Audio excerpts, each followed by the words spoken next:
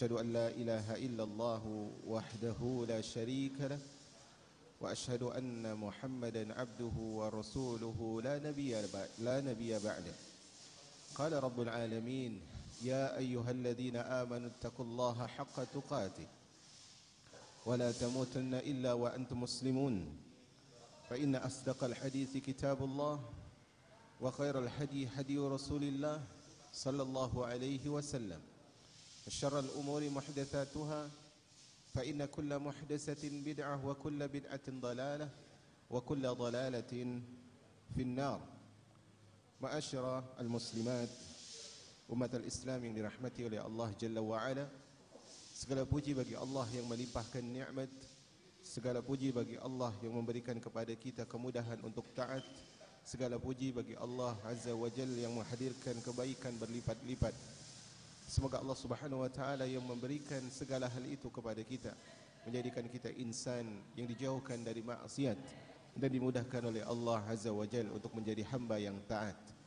Salawat dan salam semoga sampai kepada Rasul yang tercinta, Nabi kita Muhammad bin Abdullah sallallahu alaihi wasallam, sebaik tauladan sepanjang masa. Berjalan di atas jalannya adalah sebuah hal yang kita usahakan semasa hidup kita dan sesuai dengan yang kita bisa. Dan berkumpul bersanding bersama beliau di surga adalah sebuah harapan dan cita-cita. Semoga salawat dan salam sampai kepada para sahabat, kepada para tabi'in dan orang-orang yang mengikuti jalan Rasul alaihi salatu wassalam. Saudari-saudariku dan umat al-Islam yang dirahmati oleh Allah Azza wa Jalla, sebelum kita masuk ke dalam pembahasan dari kitab yang kita bacakan, yaitu Fawaidul Fawaid, di dalam judul yang ke-17 tentang buah dari keimanan kepada sifat-sifat Allah, tentang buah dari keimanan kepada sifat-sifat Allah, marilah kita ambil sebuah ucapan dari para salaf atau dari seorang salaf tentang keutamaan ilmu. Ada seorang yang namanya tidak asing di dalam sejarah Islam, walaupun dia bukan seorang sahabat, dan ucapannya adalah sering disebutkan dan dinukilkan. Beliau adalah sang khalifah Umar bin Abdul Aziz rahimahur rahman.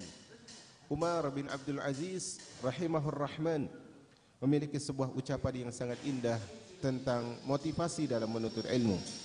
Berkata Umar bin Abdul Aziz rahimahur rahman, ta'allamul ilma fa innahu zainun lil ghani wa aunun lil faqir. Pelajarilah oleh kalian ilmu, yaitu ilmu agama, ilmu mengenal Allah, mengenal Rasulnya, mengenal agamanya. Pelajarilah oleh kalian ilmu agama, karena sejatinya ilmu agama tersebut adalah hiasan bagi orang yang kaya dan adalah penolong bagi orang yang fakir. Allahu Akbar. Ucapan yang sangat luar biasa maknanya.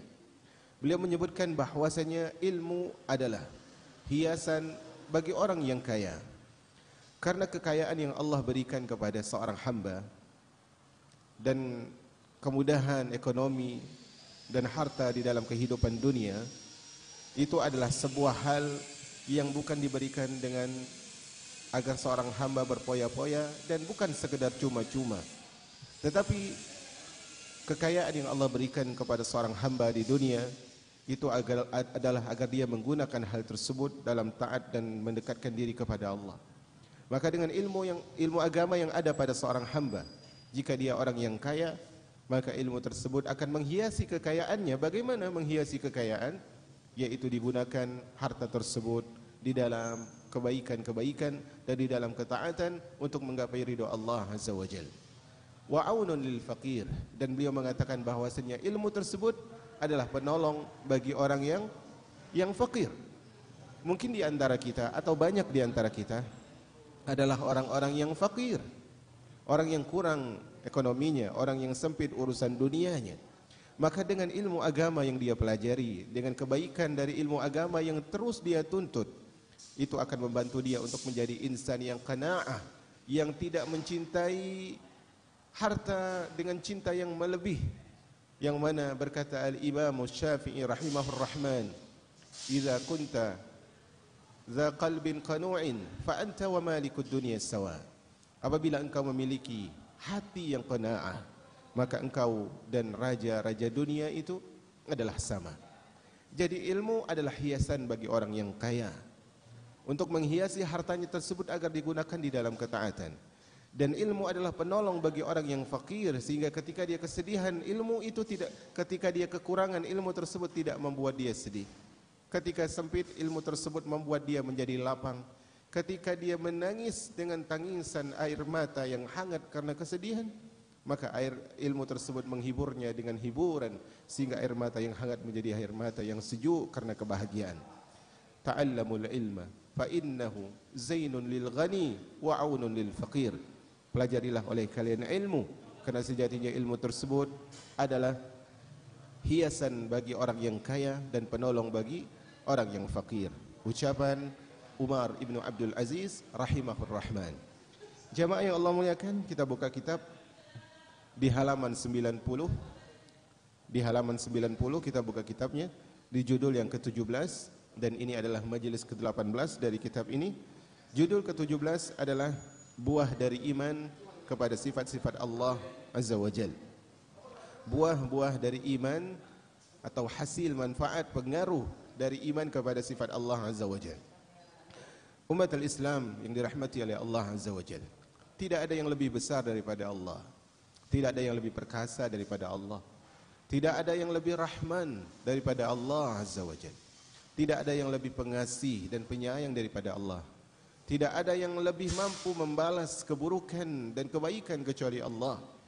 Maka sejatinya segala sesuatu yang ada pada kita, yang terjadi pada hidup kita, bahkan ketika di dunia dan nanti di akhirat, semuanya adalah berjalan dengan sifat-sifat yang dimiliki oleh Allah Azza wa Jal.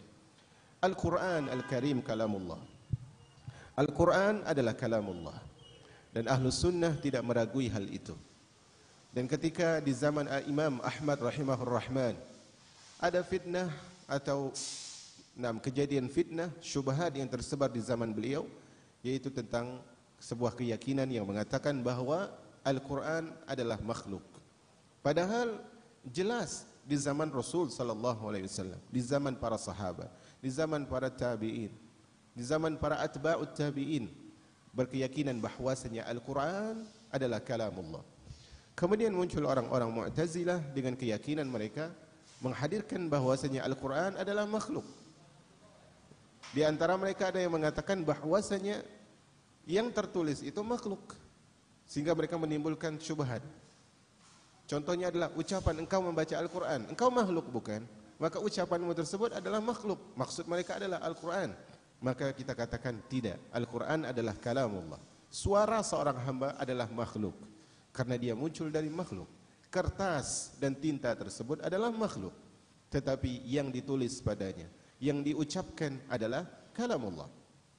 Al-Quran adalah kalamullah. Di dalam Al-Quran Allah nampak melalui sifat-sifatnya. Jadi di antara cara Allah Rabbul Alamin mengenalkan dirinya kepada kita adalah dengan Allah turunkan kepada Rasulnya sallallahu alaihi wasallam Al-Quran. Sehingga masyhur di tengah para penuntut ilmu, di tengah ahli ilmu, bahwasanya Nabi sallallahu alaihi wasallam memiliki sekian banyak mukjizat, tetapi mukjizat yang paling besar yang dimiliki oleh Nabi sallallahu alaihi wasallam apa? Al-Quran. Mukjizat yang akan kekal hingga akhir zaman adalah Al-Quran. Dan nikmat terbesar yang diberikan oleh Allah kepada umat manusia adalah diturunnya Al-Quran. Di antara nikmat terbesar yang diberikan oleh Allah kepada seorang hamba adalah diturunkannya, diwahyukannya Al-Quran kepada Nabi alaihi salatu wassalam. Karena itu siapa yang tidak berinteraksi dengan nikmat ini, yang tidak berinteraksi dengan kalamullah, maka dia adalah orang-orang yang jauh dari kenikmatan, jauh dari kebahagiaan. Melalui Al-Quran ini, saudari-saudariku dan umat al-Islam, Allah mengenalkan dirinya kepada kita. Allah mengenalkan dirinya kepada kita. Kita lihat misalnya tulisan seseorang, maka kita katakan dari tulisan ini orang tersebut Masya Allah sastranya. Kita tidak pernah kenal dengan dia, kita tidak tahu siapa dia, tapi dengan tulisannya kita bisa, dengan membaca tulisannya kita terbayang, oh orang si fulan begini, si fulanah begini. Dari ucapan yang diucapkan, dari ucapan seperti ini, misalnya seorang tersebut begini sifatnya, seorang tersebut begini sifatnya. Seakan kita tahu siapa dia, padahal kita tidak berinteraksi lama dengan dia, atau mungkin tidak pernah melihat langsung dan tidak bertransaksi dan interaksi langsung dengan dia. Dan Allah turunkan Al-Quran. Di dalam Al-Quran terlihat, nampaklah sifat-sifat Allah yang di situ Allah mengenalkan dirinya kepada kita. Di dalam beberapa ayat Al-Quran tampak Allah tersebut bagi hambanya dalam balutan sifat kehormatan, sifat keagungan, sifat kemuliaan. Di antara ayat-ayat Al-Quran ada ayat-ayat yang Allah sebutkan di situ, yang di situ Allah menyebutkan bahwa Allah itu memiliki kehormatan, Allah itu memiliki keagungan, Allah itu memiliki kemuliaan. Di sebagian ayat, melalui sifat-sifat itu, para hamba tunduk, jiwanya luluh, lidahnya tidak sanggup berkata apa-apa, dan semua kesombongan sirna layaknya garam yang larut di dalam air. Jadi kalau kita baca Al-Quran, saudari-saudariku dan umat Islam, kalau kita baca Al-Quran, kita akan dapatkan itu di antaranya adalah Allah sebutkan di antara sifatnya Allah Maha Perkasa. Allah yang mengatur ini dan itu. Allah Subhanahu wa taala begitu mulia dan agung. Ketika sifat itu hadir, maka orang-orang yang mukmin dan bertakwa, ketika dia tahu bahwa Allah Maha Perkasa, dia akan tunduk dan bersimpuh di hadapan Allah. Karena tidak mungkin seorang insan yang lemah, kemudian ketika disebutkan nama Allah yang perkasa, sifat Allah yang perkasa, kemudian dia begitu tegak berdiri. Tetapi seorang hamba ketika itu apa? Dia merunduk. Kalau kita lihat juga di antara ayat tersebut adalah ayat yang menyebutkan bahwasanya Allah itu adalah yang maha mulia. Ketika disebutkan Allah maha terhormat, Allah maha mulia, Allah maha agung, Allah maha perkasa. Ketika itu seorang hamba, ketika mulianya Allah itu hadir di dalam dirinya, dia tidak mampu berkata-kata. Karena itu umat Islam, kalau kita lihat ya, sejarah para sahabat, contohnya contoh sederhana ya. Ketika mereka ditanya tentang Nabi Sallallahu Alaihi Wasallam, sahabat Nabi, ingat, sahabat Nabi yang hari-hari berinteraksi dengan Nabi Sallallahu Alaihi Wasallam. Sebagian mereka ketika disebutkan, coba sebutkan sifat Nabi itu, fisik Nabi itu bagaimana? Mereka sebutkan adalah Nabi seperti rembulan, Nabi seperti mentari. Kenapa? Karena dia tidak bisa mensifati Nabi. Kenapa dia tidak bisa mensifati Nabi padahal tiap hari ketemu? Karena dia tidak pernah mampu lama menatap Nabi SAW. Bukan karena tidak cinta, tapi karena dia begitu menghormati orang itu, yaitu Muhammad bin Abdullah Sallallahu Alaihi Wasallam. Jadi kalau kita sudah tahu bahwa Allah maha mulia, Allah maha terhormat, maka seorang hamba tersebut tidak mampu berkata-kata. Dengan kata-kata yang tersebut bisa membuat dia malu di hadapan Allah Azza wa Jalla. Ketika dia tahu bahwasanya Allah maha agung, maha perkasa, maha besar, maka ketika itu seorang yang memiliki kesombongan, kesombongan tersebut akan larut seperti garam yang larut di dalam air laut. Apalah artinya garam ketika dicelupkan atau ketika ditaburkan ke dalam samudra lautan? Tidak ada fungsinya. Sama seorang hamba yang memiliki kesombongan, ujub dengan dirinya, kemudian dia sombong, merasa luar biasa, merasa wah, merasa memiliki segalanya, merasa memiliki banyak kelebihan. Maka sejatinya ketika dia dengar Allahu Akbar, Allah maha besar, Allah maha perkasa, Allah maha kuasa, harusnya dia larut, hancur sifat sombong tersebut di hadapan Allah Azza wa Jalla. Ketika seorang yang memiliki kesombongan, ucapan ini penting untuk kita cerna, penting untuk kita jadikan panutan hidup. Ketika seorang hamba yang sombong, kemudian ketika disebutkan kekuasaan Allah, sombong tersebut tidak hilang pada dirinya, dia tidak lebih berharga daripada garam yang laut, dia tidak lebih berharga daripada garam yang larut di dalam samudra lautan. Saya ulangi, ketika seorang hamba yang memiliki kesombongan, kemudian ketika disebutkan Allah maha perkasa, Allah maha kuasa, Allah maha agung, kemudian kesombongan tersebut tidak hilang dari hatinya, dari jiwanya, maka dia tidak lebih berharga daripada garam yang larut ketika ditabur di dalam air lautan. Semoga Allah Subhanahu wa taala hilangkan dari diri kita jiwa-jiwa kita sifat-sifat yang sombong, yang tersebut adalah sesuatu yang menghinakan kita. Kemudian kalau kita lihat ya di dalam ayat-ayat yang lain, Allah Subhanahu wa taala seakan menampakkan di hadapan hamba-hambanya, Allah sebut Allah itu memiliki sifat keindahan. Allah sebut Allah memiliki sifat kesempurnaan, yaitu kesempurnaan namanya dan keindahan sifatnya. Dari semua nama-nama Allah itu indah.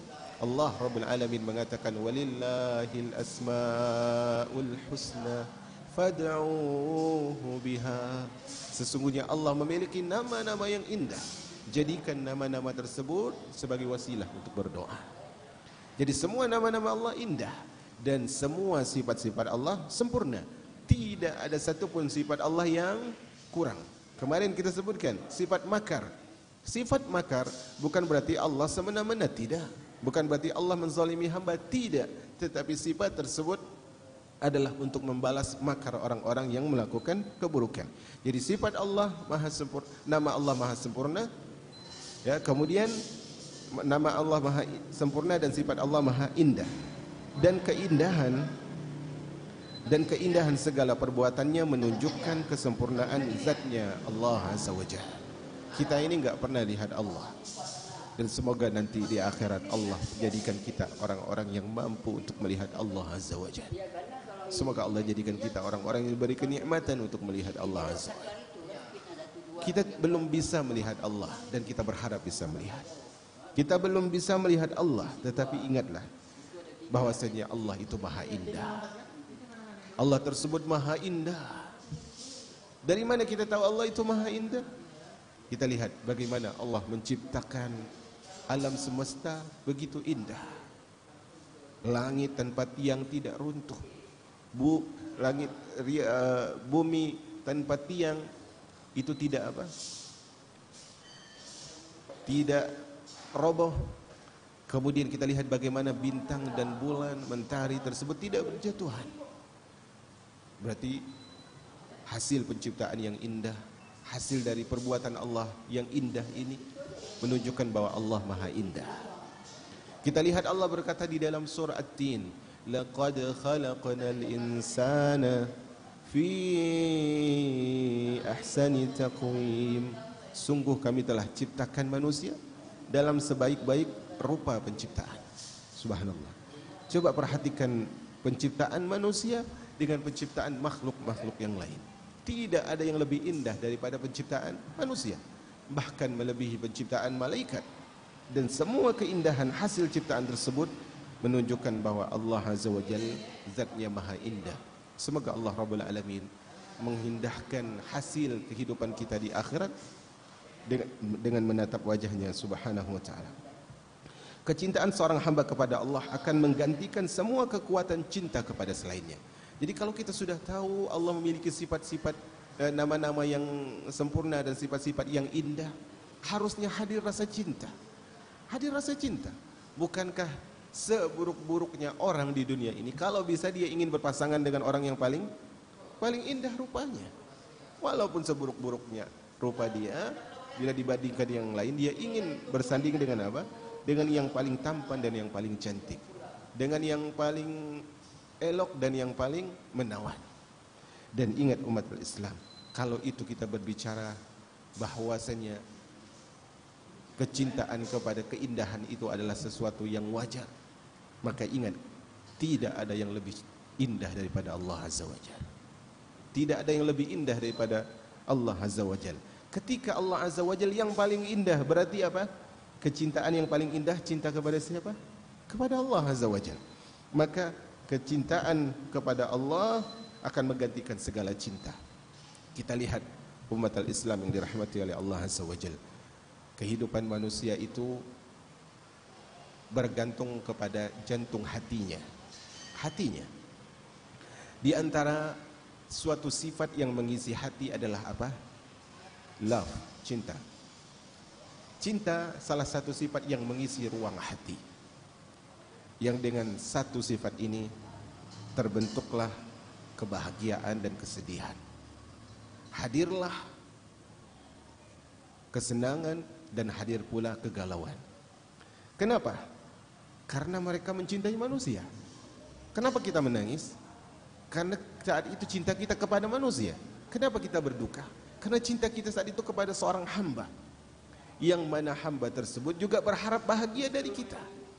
Kalau kita ingin interaksi kita, muamalah yang sukses, ini penting untuk dicatat.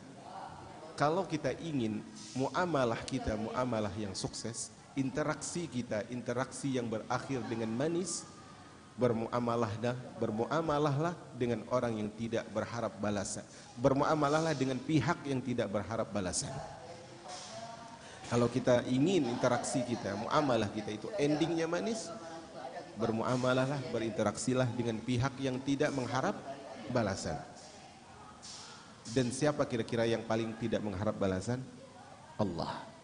Maka ketika hati seorang hamba sudah tertaut dengan cinta kepada Allah, maka apa? Tidak ada cinta yang bisa menggantikannya. Iwallah, enggak ada cinta yang bisa menggantikan cinta kepada Allah Azza wa Jal. Karena semua cinta muaranya adalah kembali kepada Allah Azza wa Jal. Semuanya kembali kepada Allah Azza wa Jal. Kita lihat Nabi alaihi salatu wassalam. Nabi sallam pernah mengatakan bahwasanya seorang nabi, maknanya kurang lebih begini: ketika seorang nabi itu akan wafat, maka Allah akan tawarkan pilihan. Dan hal itu disampaikan oleh Nabi kepada para sahabat dengan bahasa yang tidak to the point, yang tidak langsung.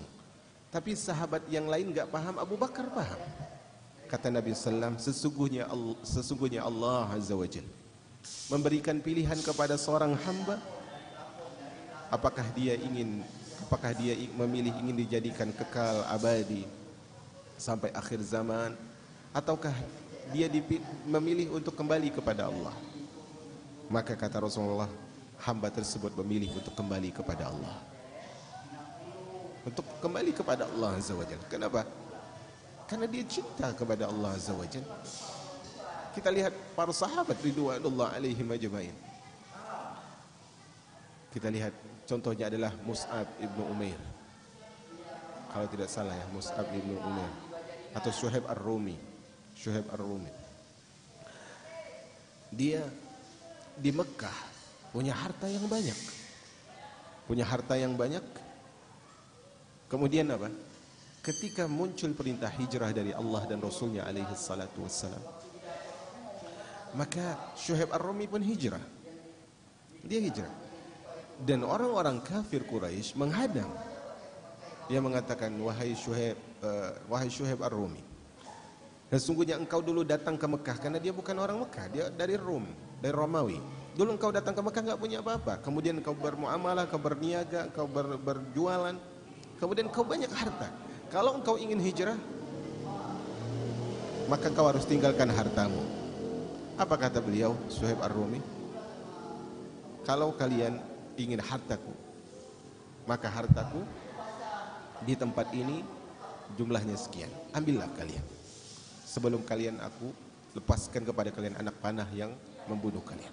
Perhatikan, Syuhaib ar-Rumi condong hati kepada harta itu ada, itu tidak bisa dipungkiri. Apalagi yang diperjuangkan dengan cara yang baik.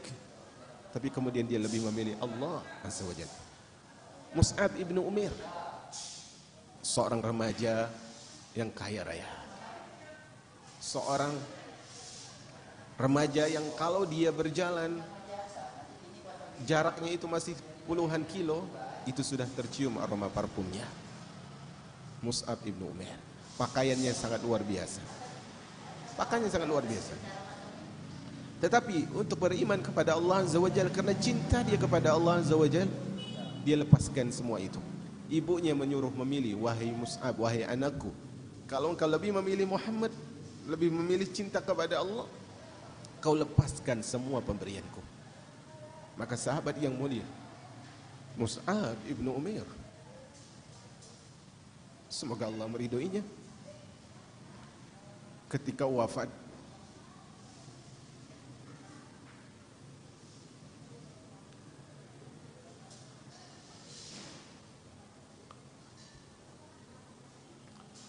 Tidak ada kain yang cukup untuk menutup tubuhnya. Radhiyallahu anhu.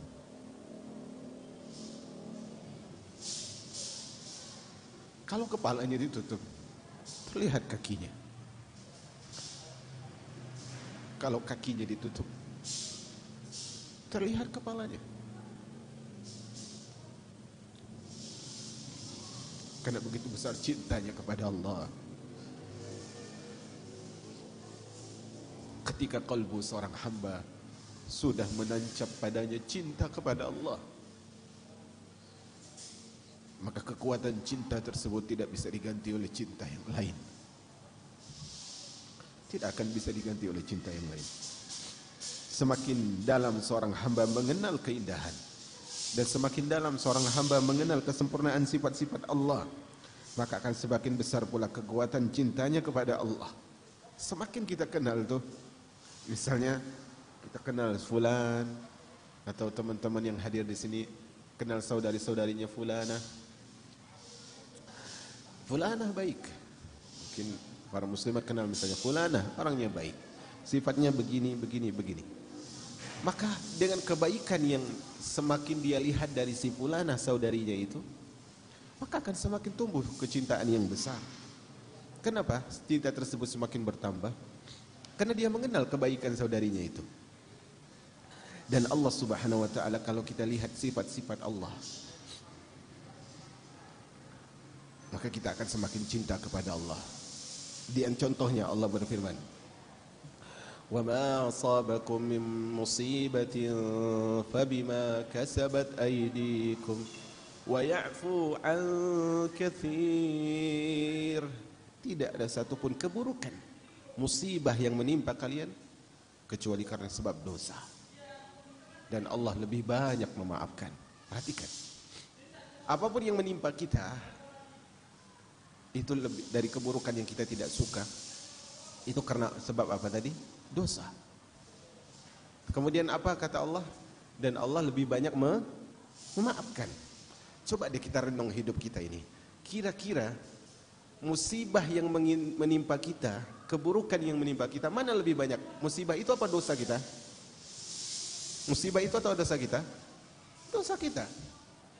Kalau semua musibah, kalau semua dosa itu Allah balas dengan musibah, hancur kita, hancur.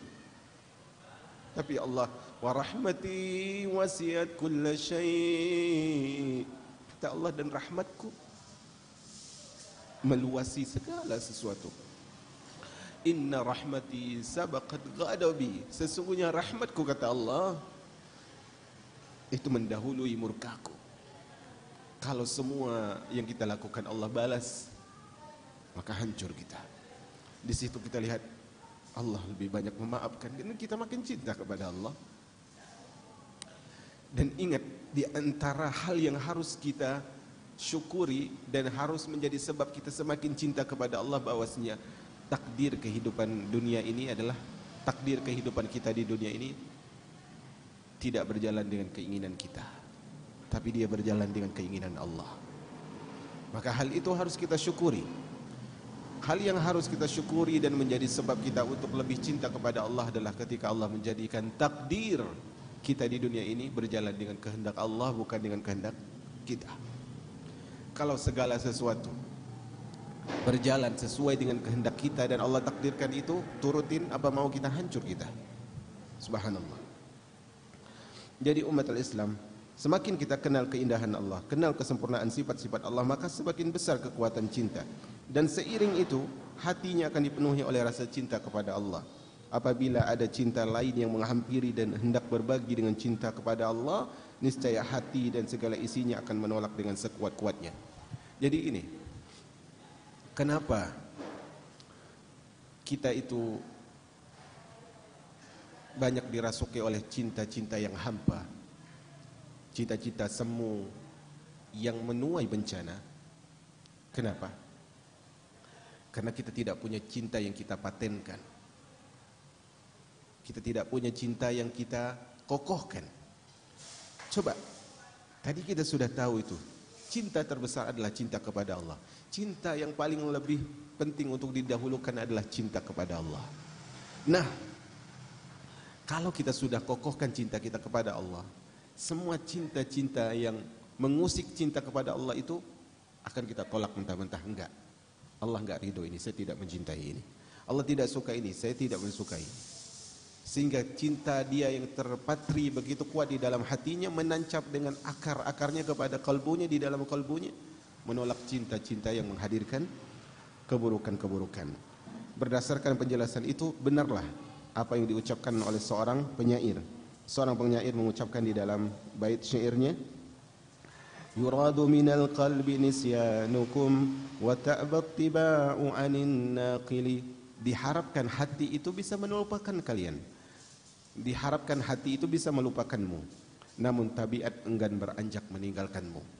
Artinya apa? Kesannya begitu indah. Nakil fuadaka haitsu syi'ta minal hawa mal hubbu illa li awwalil habib mal hubbu illa li awwalil manzili wa kam min, saya lupa, wa kam min, bentar saya baca syairnya, sudah lama sekali ini. Nah, syairnya sangat indah.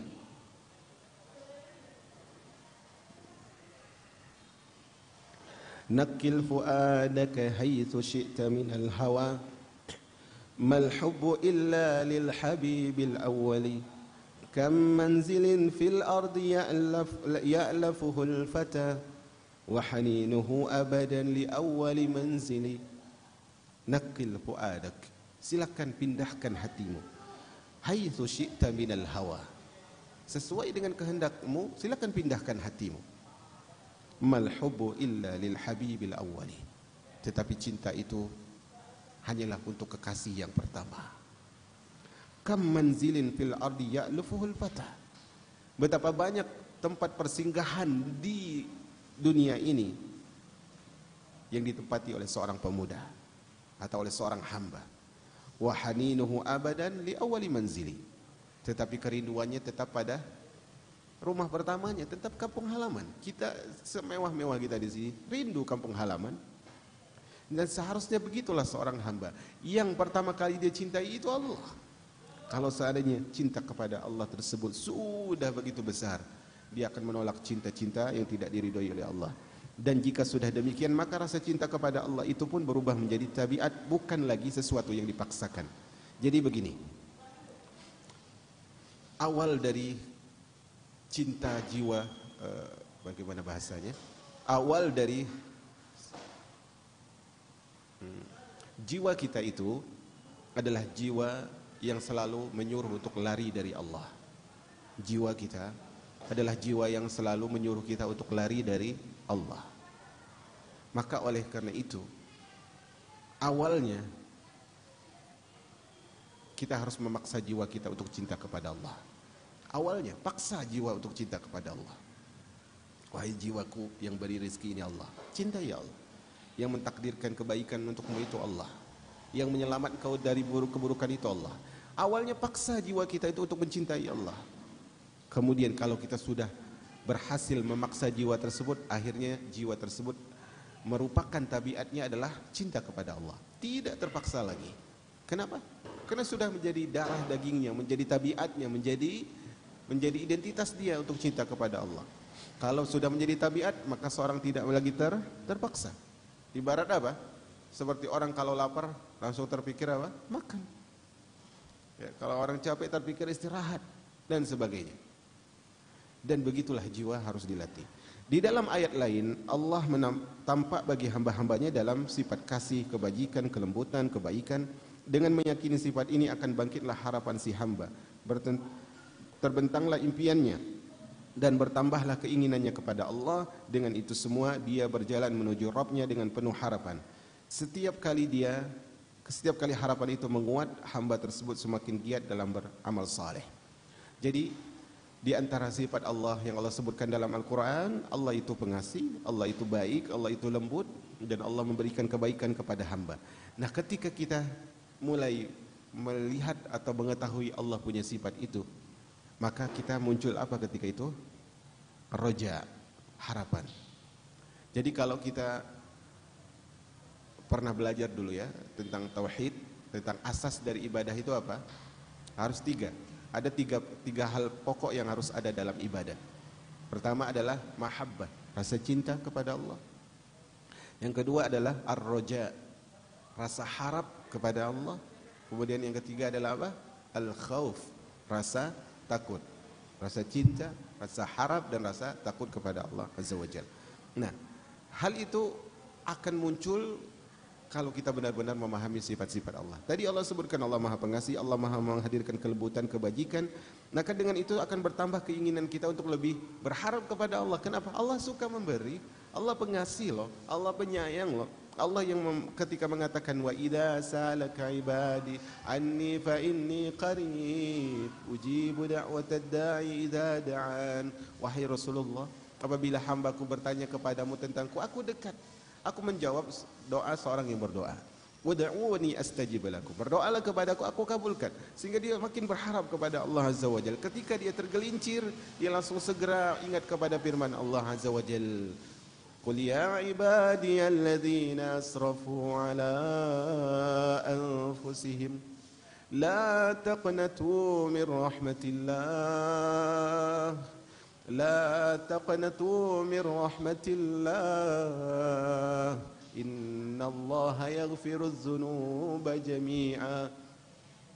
Katakanlah kepada hamba-hambaku yang menzalimi diri mereka dengan maksiat, melampaui batas dengan maksiat, la taqnatu min rahmatillah. Jangan putus asa dari kasih sayang Allah, jangan putus asa dari rahmat Allah. Allah mengampuni semua dosa. Ketika itu dia berharap dari Allah, dia terus berharap. Kemudian harapan tersebut semakin kuat sehingga ketika dia semakin berharap kepada Allah, dia akan menjadi hamba yang lebih saleh. Jadi seorang itu tidak mungkin menjadi hamba yang lebih saleh kalau dia tidak berharap rahmat dari Allah Azza wa Jalla. Maka itu adalah ibaratnya seorang yang sedang menanam benih. Perhatikan orang yang menanam benih, semakin besar harapannya itu untuk bisa memanen, menuai, tentu dia akan semakin apa? Semangat menabur benih. Oh hasilnya besar, oh hasilnya omsetnya begini, semakin semangat dia. Namun jika harapannya tersebut lemah, niscaya dia akan menaburkan sedikit saja. Pertanyaannya adalah kenapa? Kenapa harapan kita kepada Allah itu lemah? Karena kita tidak punya kesadaran bahwasanya apa yang Allah berikan kepada kita ketika kita berharap kepadanya melebihi segala harapan kita. Kenapa harapan kita itu lemah? Karena kita tidak percaya dengan apa yang akan diberikan oleh Allah Azza wa Jalla. Apabila Allah tampak melalui firman-Nya, tadi ada apa? Mahabbah, roja. Kemudian apabila Allah tampak melalui firman-Nya dengan sifat adil dan dendamnya, atau sifat murka, benci dan pembalasannya, maka terkekanglah nafsu amarah hamba tadi, melemahlah syahwatnya dan emosinya, hilanglah senda guraunya dan sifat main-mainnya, serta keinginannya untuk berbuat hal yang diharamkan. Terkendali pulalah segala gerak-geriknya, datanglah rasa takutnya, dan meningkatlah kewaspadaannya terhadap perbuatan maksiat. Allah berikan kepada dia kebaikan, dia cinta kepada Allah. Allah berikan kasih sayangnya, dia berharap kepada Allah. Kemudian dia ketika dia baca Quran, oh ternyata Allah itu membalas kesalahan seorang hamba, membalas dosa seorang hamba. Allah itu punya sifat marah, Allah itu punya sifat membalas makar. Maka ketika itu apa? Ketika itu dia tahan hawa nafsunya. Dia tahan hawa nafsunya. Kemudian ketika itu keinginan dan syahwatnya menjadi lemah. Kenapa? Allah akan siksa aku nih. Allah akan siksa aku kalau aku lakukan ini. Allah akan azab aku. Kemudian apa? Kemudian semua gerak-geriknya menjadi terkontrol. Semuanya terkendali. Sehingga dia akan sedikit bercanda di dunia ini. Apa hasibatum annama khalaqnakum abatha wa annakum ilaina la turja'un? Apakah kalian melihat bahwasanya kami menciptakan kalian untuk bersenda gurau, untuk bermain-main, dan kalian menyangka tidak akan dikembalikan kepada Allah? Maka ketika seorang tahu bahwasanya Allah akan membalas segala keburukan dan kelalaian, dia akan sedikit lalai, dia akan sedikit bermain-main, dan dia akan lebih waspada. Dia akan lebih waspada dan hati-hati.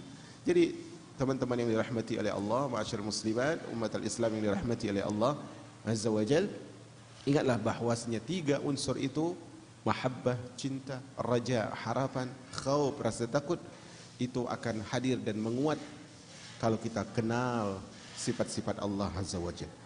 Jika Allah tampak dalam firman-Nya dengan berbagai sifat pemberi perintah dan larangan, janji dan wasiat, mengutus para rasul, menurunkan kitab suci, menetapkan syariat, maka timbullah kekuatan dalam diri hamba tersebut untuk melaksanakan perintahnya, mendakwahkan perintahnya, saling mengingatkan sesama, mengingatkan perintah tersebut, menebarkan kabar beritanya, serta melaksanakan perintah dan menjauhi larangannya.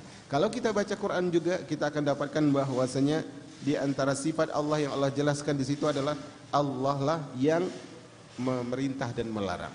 Allah lah yang memberikan janji dan wasiat. Allah yang mengutus Rasul, Allah yang menurunkan kitab. Maka kalau kita sudah tahu Allah yang nyuruh, maka seorang mukmin apa? Lakukan. Allah yang melarang, dia jauhkan. Kenapa dia tahu? Itu sifatnya Allah. Allah nyuruh, Allah yang ngelarang. Kemudian dia menjadi ingat. Oh, Rasul itu utusan Allah, dia harus diikuti, dia ngikut. Kitab itu adalah wahyu dari Allah, dia jadikan pegangan hidupnya. Semua itu dia amalkan buat dirinya, dia berilmu, kemudian dia dakwahi, kemudian dia nasihati. Kenapa? Allah nyuruh dia dakwah, dia dakwah. Allah nyuruh memberi nasihat, dia nasihati. Allah nyuruh mengingatkan, dia ingat. Allah nyuruh memberikan wasiat dalam kebenaran dan kesabaran, maka dia lakukan itu. Apabila Allah tampak di dalam firman-Nya dengan sifat maha mendengar, maha melihat, muncullah rasa malu yang sangat besar pada dirinya. Lalu malu itu, ia malu jika Allah melihatnya dalam keadaan dibenci, atau mendengar dari sesuatu yang dibenci, atau menyembunyikan dalam hatinya sesuatu yang membuat Rabb-Nya murka kepadanya. Jadi kalau kita lihat ayat Al-Quran, Allah sebutkan Allah basir, maha melihat. Berarti di antara sifat Allah, Allah melihat. Allah sami, di antara sifat Allah, Allah mendengar. Allah alim, di antara sifatnya Allah maha mengetahui. Kalau seorang hamba ngerti sifat itu, maka apa? Maka dia malu. Maka dia malu. Dia malu untuk maksiat kepada Allah Azza wa Jalla. Dia malu untuk melanggar batasan Allah. Ya, dia malu untuk melakukan keburukan-keburukan. Yang mana dengan rasa malu tersebut, hamba tersebut selalu mengukur semua perbuatannya, pembicaraannya, gerak-geriknya sesuai dengan ukuran syariat, barometer syariat. Dia tidak membiarkan perbuatannya mengalir bebas sesuai kehendaknya, tapi sesuai dengan kehendak Allah. Suatu hari datang seorang ulama, datang seorang pemuda kepada seorang ulama namanya Ibrahim bin Adham. Ibrahim bin Adham, seorang ulama, dikenal juga dengan ahli ibadah. Orang ini ahli maksiat. Orang yang datang ini doyan maksiat. Ini yang saya sampaikan ini makna dari ucapannya, tidak 100% ucapannya seperti itu. Dia datang kepada Ibrahim bin Adham, sang imam, dan dia kenal dengan imam ini, bagaimana keilmuannya, ketakwaannya, ibadahnya. Maka dia mengatakan, wahai imam, ingat orang ini tadi apa? Doyan maksiat, gemar maksiat. Wahai imam, sesungguhnya aku selalu gemar melakukan maksiat. Orang ini itu ingin dapat kebaikan, dapat faedah. Aku selalu melakukan kemaksiatan dan aku sulit untuk melepaskan kemaksiatan itu. Maksudnya apa? Berikan nasihat. Maka kata Ibrahim bin Adham rahimahur rahman, dia mengatakan, engkau boleh bermaksiat dengan 5 syarat. Kau boleh bermaksiat dengan 5 syarat. Maka tersadar orang ini, wah, berarti ada jalan untuk maksiat. Dia doyan maksiat, dia mengeluhkan sulit untuk bebas. Maka kata imam ini, ada, kau boleh maksiat, tapi dengan 5 syarat. Pertama, ini penting untuk kita catat, boleh melakukan maksiat dengan 5 syarat. Pertama,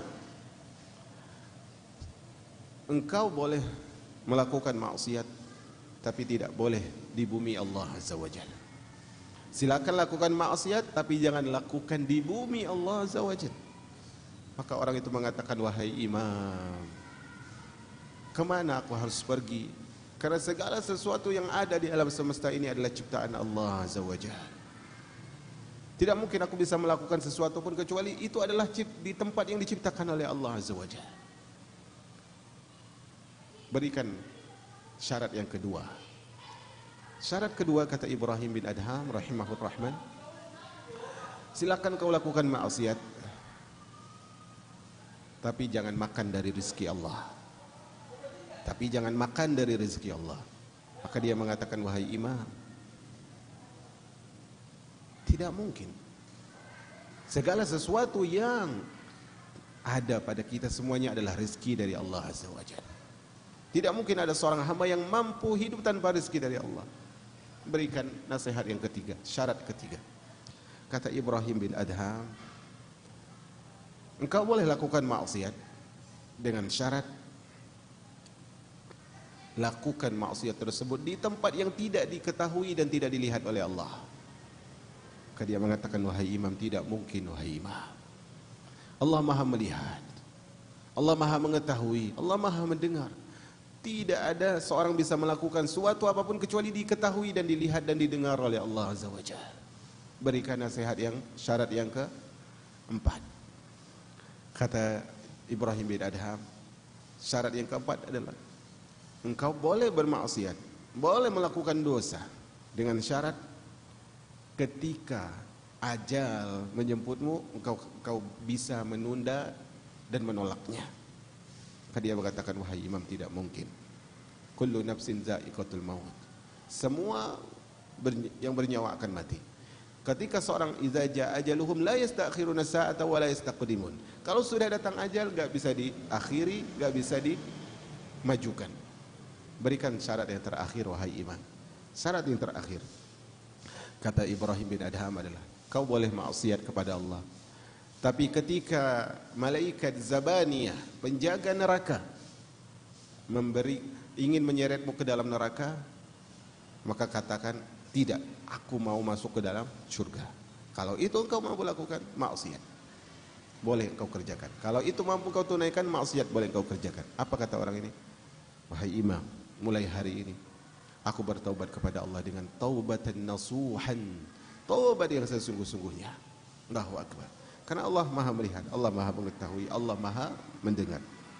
Jika Allah tampak melalui firman-Nya dengan sifat maha mencukupi para hambanya, maha mengurusi mereka, membagi rezeki mereka, mencegah musibah dari mereka, membela para kekasihnya, melindungi mereka, serta menyertai mereka secara khusus, maka akan timbul pada diri hamba tersebut kekuatan untuk bertawakal kepada Allah Azza wa Jalla, berserah diri kepadanya, serta ridho kepadanya atas segala yang ditetapkan baginya. Jadi kalau kita sudah tahu bahwasanya di antaranya ayat Al-Quran menjelaskan Allah pasti menolong hambanya, Allah pasti akan membantu hambanya yang bertawakal kepadanya, maka dengan kita kenal sifat Allah yang itu, maka kita akan seharusnya semakin berserah diri kepada Allah, enggak takut dengan keburukan selama dekat kepada Allah, dan dia akan bertawakal kepada Allah, menyerahkan diri kepada Allah. Wa may yatawakkal 'ala Allah fa huwa hasbuh. Siapa yang bertawakal kepada Allah, cukuplah Allah baginya. Tawakal itu sendiri menunjukkan pengetahuan bahwa Allah maha mencukupi, pilihan Allah untuknya adalah yang terbaik, keyakinannya kepada Allah, serta keridoannya terhadap apa yang Allah perbuat dan Allah tetapkan. Jadi gini, kenapa seorang hamba itu sulit bertawakal kepada Allah? Atau lebih dekat lagi, kenapa kita sulit untuk menjadi hamba yang bertawakal? Jawabannya adalah karena kita tidak yakin bahwa Allah akan mencukupi kita. Karena kita tidak yakin Allah akan mencukupi kita.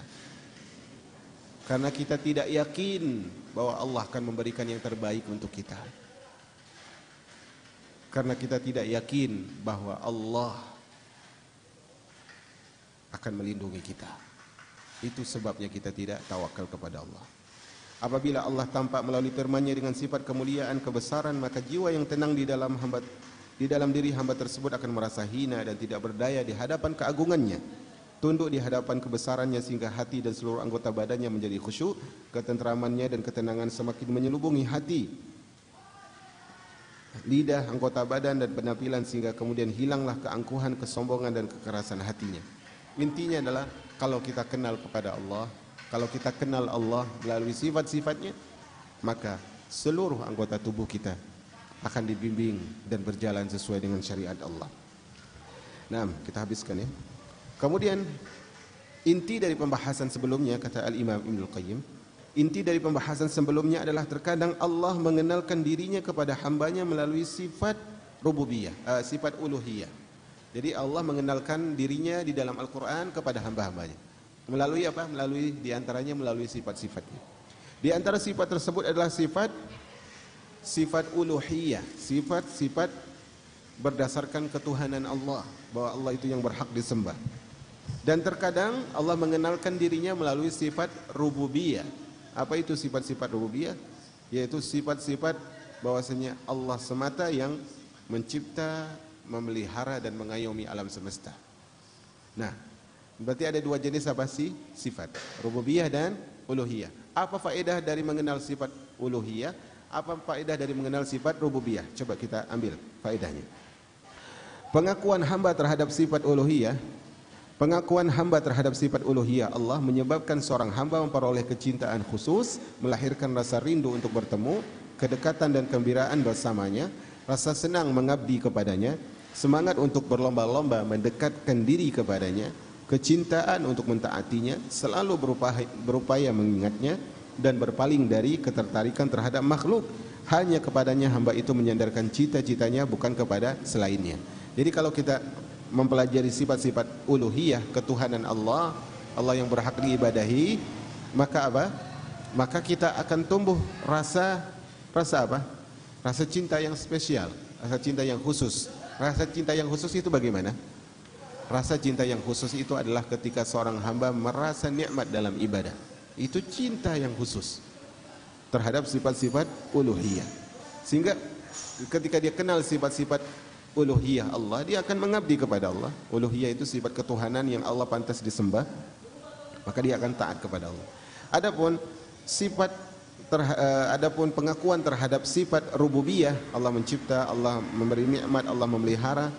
Adapun pengakuan hamba terhadap sifat-sifat rububiyah, Allah akan membawa dirinya kepada sifat tawakal kepadanya, membuatnya merasa sangat membutuhkannya, selalu memohon pertolongan dan menjadikan merasa hina, tunduk dan pasrah kepadanya. Nah, jadi kalau kita kenal dengan sifat rububiyah Allah, Allah mencipta, Allah memberi, Allah mengayomi, Allah memelihara, maka kita akan apa? Kan tawakal, enggak takut dengan kekurangan, enggak mungkin takut dengan kekurangan. Sehingga puncaknya apa? Puncak pengakuan ini adalah dengan meyakini sifat rububiyah tersebut di dalam qada dan qadarnya, mengakui nikmatnya di setiap musibah dan mengakui pemberiannya ketika tidak diberi, juga dengan mengakui kebajikan, kelembutan, kebaikan dan kasih sayang dalam sifat qayyumiyah, yaitu Allah mengurusi makhluknya. Jadi gini, kalau kita sudah meyakini sifat rububiyahnya Allah itu, dan Allah menciptakan takdir, maka kita akan dengan mudah mengakui nikmat Allah. Bahkan kita akan mengakui nikmat Allah di balik musibah. Allah turunkan musibah, ada nikmat Allah loh di sini. Bahkan kita mengakui, kok suaranya turun naik ya? Nih, turunin dikit, boleh turunin dikit. Nah, kalau kita kenal sifat rububiyah Allah, maka apa? Maka kita akan tahu bahwasanya ada nikmat di balik musibah. Dan apa? Dan kita akan menyadarkan diri kita bahwasanya Allah sedang memberi kita ketika Allah enggak beri. Contohnya kita sedang melakukan usaha, sesuatu usaha misalnya. Kemudian tetangga kita juga berusaha. Tetapi usahanya tetangga kita itu sukses. Usaha kita apa? Belum sukses. Belum ada hasilnya. Maka orang yang kenal kepada sifat Allah, apa yang dia dapatkan? Allah juga berikan kepadaku. Padahal Allah enggak beri hasil tadi. Padahal Allah, kenapa ini? Padahal Allah enggak berikan hasil kepada dia, tetapi dia lihat ada hasil lain yang diberikan oleh Allah Azza wa Jalla. Nah, mengakui hikmah dan nikmatnya di dalam setiap perintah dan larangannya, mengakui kemuliaannya di dalam ridha dan murkanya, mengakui kesantunannya di dalam penundaan azabnya, mengakui kemurahannya dalam kepeduliannya, dan mengakui kekayaannya di dalam penolakannya. Jadi itu semua, kalau kita melihat sesuatu yang berbeda yang kita dapatkan, kita coba lihat kebaikan yang lain. Contohnya, Allah berikan kita sakit, kita akan lihat Allah berikan saya sehat. Allah berikan, takdirkan kita miskin, Allah berikan kepada kita apa? kekayaan. Paham di sini ya? Karena kita melihat contohnya, saya sakit, tapi kok kita bisa bilang Allah berikan kesehatan? Karena Allah masih jaga agama saya. Tubuh saya yang sakit, tapi agama saya masih sehat. Ketika kita dijadikan orang miskin, tidak dijadikan kaya, maka Allah katakan, kita katakan Allah kayakan saya. Allah kayakan saya karena saya sadar bahwasanya takdir Allah adalah yang terbaik. Semua keburukan yang kita rasa, hadirkan kebaikan. Itulah yang menjadikan kita mengenal Allah Azza wa Jalla. Nah, pembahasan terakhir, apabila Anda menghayati Al-Quran, menjaganya dari penyimpangan, serta menjadikan dia dalil untuk mematahkan pendapat golongan mutakallimin yang lebih mengedepankan logika dan pemikiran-pemikiran orang-orang yang suka mengada-ngada, niscaya Al-Quran tersebut akan memberikan kesaksian kepada Anda tentang berbagai macam keagungan. Jadi kalau kita berikan perhatian lebih khusus kepada Al-Quran, kita akan dapatkan banyak faedah, saudari-saudariku. Wallah, demi Allah, kalau kita benar-benar ambil pelajaran dari Al-Quran, tadabburi, kita akan dapat banyak faedah. Kita akan dapat banyak faedah. Bukan dengan ilmu kalam, subhanallah. Apalagi saya kira Anda yang monitor perkembangan dakwah di media sosial, Anda akan dengar isu-isu tentang seorang dai yang omongan dia, kalau Anda perhatikan, tapi kita tidak sarankan untuk mendengar. Tapi kalau Anda pernah mendengar omongan dia, ucapannya adalah ucapan ahli kalam, ucapan filsafat. Memang dia masih muda, bergelar doktor, tapi ucapannya ucapan filsafat. Sehingga banyak ketika ulama-ulama ya sesuai Al-Quran dan Sunnah dihujat oleh dia. Syalbani dihujat, kemudian membolehkan ini dan itu dan sebagainya, menyamakan orang mengikuti manhaj salaf dengan Yahudi dan sebagainya. Ucapan-ucapannya banyak adalah ucapan-ucapan filsafat, ahli kalam. Sedangkan ilmu kalam itu tidak dibenarkan di dalam Islam. Ilmu kalam tersebut, kata Al-Imam Ibnu Khaldun, beliau mengatakan ilmu kalam tersebut adalah ilmu memahami masalah akidah dan iman berdasarkan akal. Itu ilmu kalam, kata Imam Ibnu Khaldun. Dan itu tidak benar, di dalam Islam itu tidak boleh. Memahami wahyu harus dengan wahyu, bukan dengan akal. Karena itu Al-Imam Syafi'i rahimahur rahman, ya, sementara mereka juga mengatakan dia mengatakan sesuai mazhab Syafi'i, maka Imam Syafi'i sangat tegas dalam masalah hukum ilmu kalam. Karena itu Al-Imam Syafi'i mengatakan, hukmi fi ahlil kalam an yudrabu bil jarid wa yuhmalu wa yutabu bihim fil qabail wal asyair. Kata Al-Imam Syafi'i, hukumku, ini fikihnya Imam Syafi'i, mazhab Imam Syafi'i, hukumku terhadap orang yang belajar ilmu kalam, ilmu filsafat, itu adalah dia dipukul dengan pelepah kurma.